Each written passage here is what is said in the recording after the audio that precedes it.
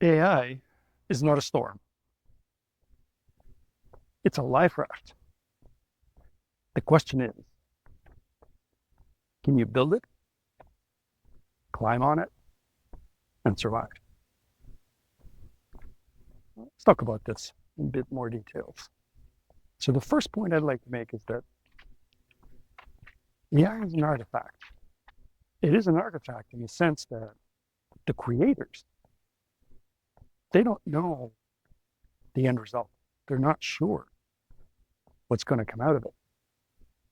And by the way, when I talk about AI, artificial intelligence, what I mean is things like ChatGPT, which is a large language model, and that's quite different from many other AIs. Siri is also AI, but it's kind of dumb. I don't think it's very successful. So I'm talking about ChatGPT and large language models. So it is an artifact because I think in the past, computer scientists, when they create technology, they program it, and they usually know what the end result is going to be. But that's not the case with ChatGPT. So it is an artifact. And so we have ChatGPT 5 now, which is a safe model. It's been released. Many of us are using it. But I bet you $1 billion. Sam Altman is already working on ChatGPT 6, maybe even 7. So that dog food model that they're working on right now, they will know. I mean, OpenAI people will know what this thing can and cannot do, and they will know it before us.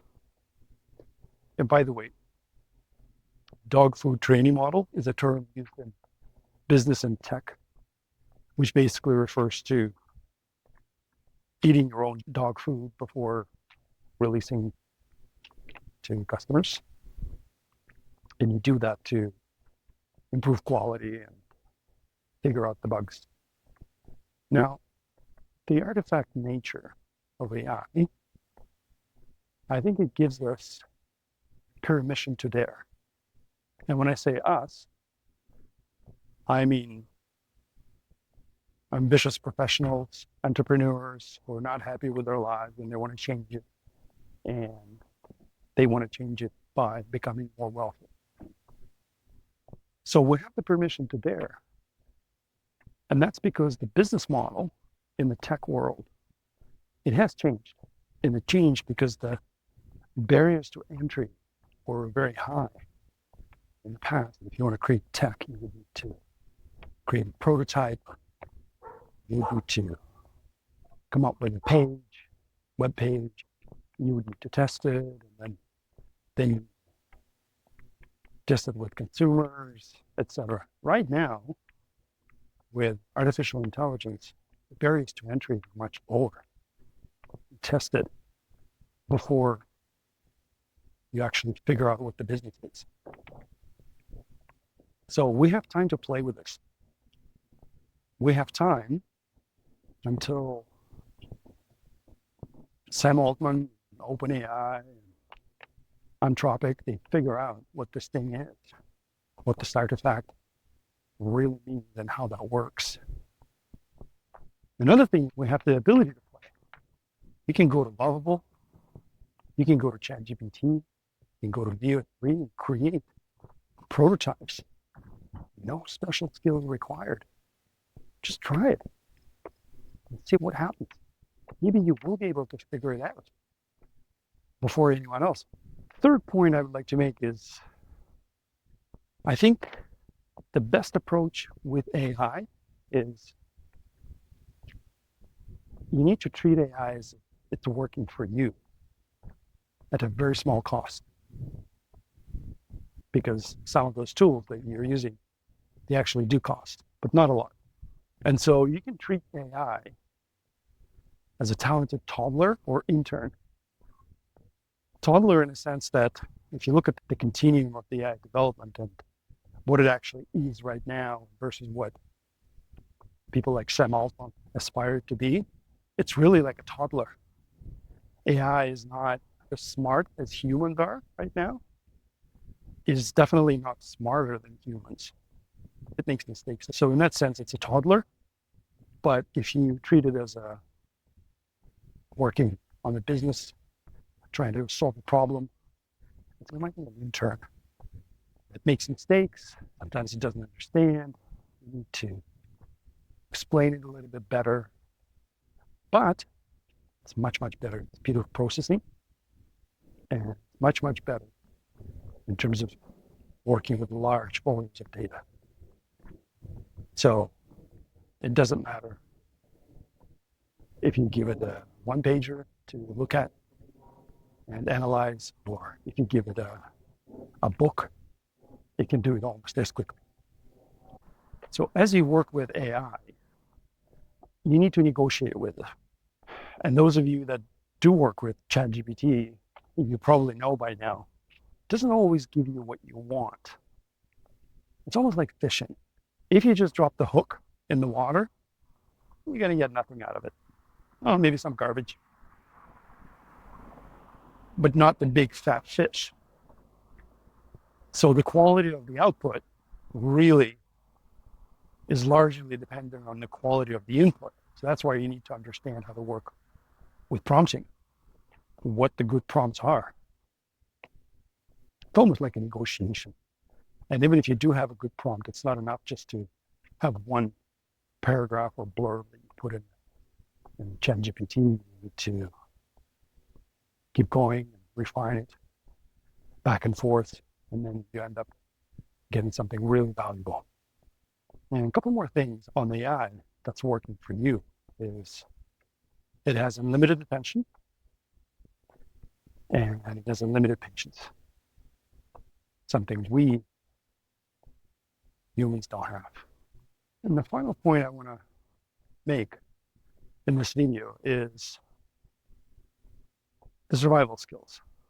Survival skills that you will need in the age of AI. And first and foremost to me is entrepreneurship. Now, entrepreneurship may sound like a fancy word, but it's really a very good synonym for flexibility or resourcefulness. So think of it as a life raft that you can build while you're in the water, all alone in the middle of the ocean. Just want to give you a life story on that. I was born in the former Soviet Union, and Russia is a country that went through a lot of turmoil and revolution. So Russian people kind of know how to adapt to all kinds of crises. So the way it's related to entrepreneurship is some of the most famous entrepreneurs in the space of AI and technology, are actually people related to Soviet Union or Russia. So Sergey Brin, he came from Russia. I think their family came because of the Jewish persecution in Russia. And so Sergey Brin got into computer science and eventually became co-founder of Google. I'm pretty sure the survival skills of Sergey Brin are very, very sharp, and entrepreneurship definitely helped. The other example is Vitalik Buterin, the co-founder of Ethereum. Now, Vitalik never lived in Soviet Union. I believe Soviet Union already dissolved by then, but his parents were. And I think his parents, who came to Canada a couple dozen years ago, they were computer programmers. And so their son, I mean, you know the story about Ethereum. The second survival skill is a scientific method. I think that's it's still very important. I'm talking about the scientific method in a general sense, where you have 7 structured steps that you take to gain reliable knowledge. And so it is things like observation,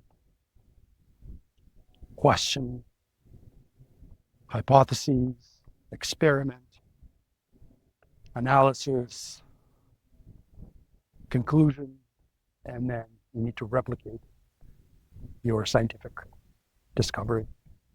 So that's really important. It's evergreen. I think it will always be relevant, and I think it's maybe even more relevant now. And finally, human soft skills. See, I mentioned comedy before, and comedy is not something that AI is good at. You go ahead, try. Ask AI to make a joke.